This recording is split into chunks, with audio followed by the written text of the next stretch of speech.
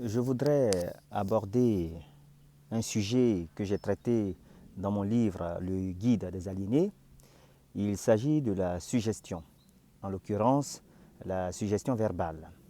La suggestion, c'est l'acte d'introduire et de faire accepter une idée par le cerveau.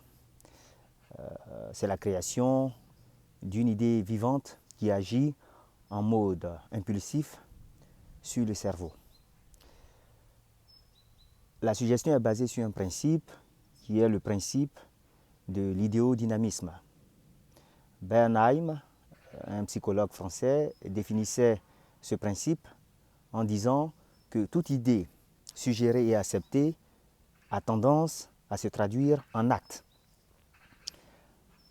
Alors, cas pratique, j'ai un condisciple du lycée qui m'a appelé un jour pour m'expliquer comment il est devenu chrétien, comment il a donné sa vie à Jésus. Donc, il m'a expliqué qu'un jour, il a croisé un pasteur qui voulait lui prouver la puissance du Saint-Esprit. Donc, le pasteur lui a demandé ce qu'il désirait. Il a donc dit qu'il voulait 2 millions de francs CFA.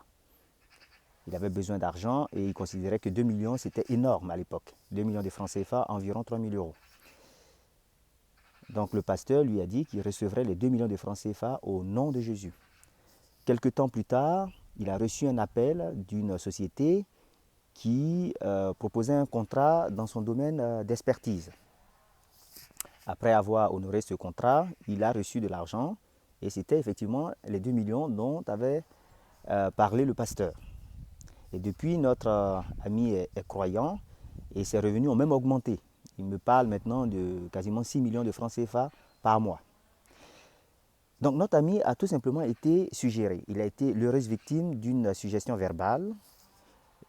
L'idée de recevoir 2 millions lui a été présentée. Il a accepté cette idée et conformément au principe de l'idéodynamisme, cette idée s'est traduite en acte. Je retrouve un cas similaire dans la littérature de 1889, dans un livre écrit par le docteur Coste. Le docteur Coste a mis en état d'hypnose une commerçante qu'il a appelée Mademoiselle B. Et il a suggéré à cette commerçante qu'elle recevrait 1000 francs dans 15 jours et qu'elle recevrait les 1000 francs sans les demander. Pourquoi est-ce que le docteur Coste a mis cette dame en état d'hypnose? L'état d'hypnose, c'est une sorte de sommeil durant lequel les sens et la raison sont endormis. Cela permet d'éviter que l'idée suggérée soit rejetée. Quand on est éveillé, quand on est en pleine possession de notre raison et de nos sens, on a tendance à s'opposer aux idées un peu farfelues, aux idées qui nous paraissent difficiles, impossibles à être réalisées. En état d'hypnose, la résistance est moindre. On a accès directement à notre subconscient.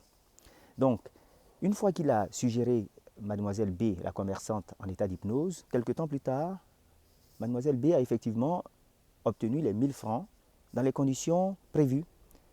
Et elle a traité le psychologue de sorcier, ce qui est la preuve même qu'il fallait la mettre en état d'hypnose, sinon elle n'aurait pas pu accepter cette idée en état de veille. Vous voyez que dans ces deux cas, ce qui est assez curieux, c'est que une idée est suggérée à un sujet, le sujet accepte l'idée, mais ensuite il y a d'autres personnes qui sont mobilisées pour la réalisation de l'idée. Et ces personnes n'étaient pas là pendant la suggestion. Et ces personnes ne sont pas nécessairement complices de la suggestion. Dans le cas de la commerçante, les clients se sont mobilisés pour venir acheter.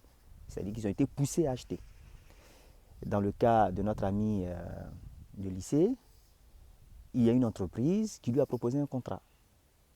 Et ça, c'est un autre aspect assez intéressant de la suggestion, qui est que l'idée qui passe dans le cerveau, qui arrive dans le subconscient, mobilise toutes les personnes et tous les moyens nécessaires pour sa réalisation.